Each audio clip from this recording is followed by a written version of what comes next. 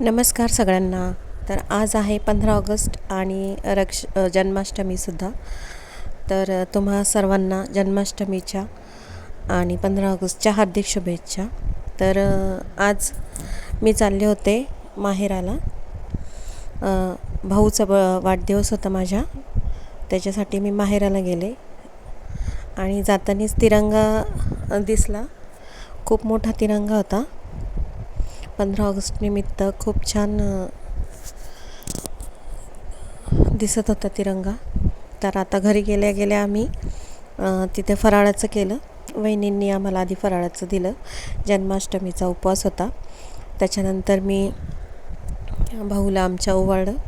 त्याला केक घेऊन गेले होते, पण उपवास असल्यामुळं त्यांनी काय तो केक खाता आला नाही. नंतर आता घरी आलो आम्ही आणि जन्माष्टमी असल्यामुळं सगळी तयारी चालू होती.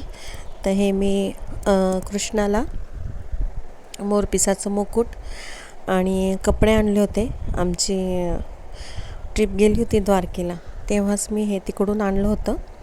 तर आज सगळी तयारी केली आणि संध्याकाळी पाटावर फुलांनी सजवलं, पाळणा वगैरे मांडला आणि कृष्णाला कपडे घातले आणि नैवेद्य वगैरे दाखवला आणि छान असं मग पाळणा म्हणला.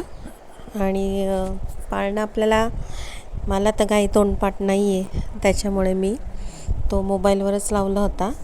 पण कॉपीराईटमुळं मी तो म्यूट केला आहे, म्हणून ते तुम्हाला ऐकू येणार नाही.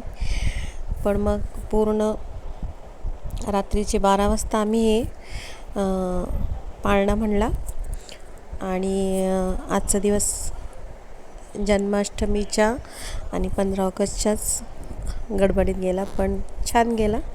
तर कसा वाटला व्हिडिओ नक्की सांगा.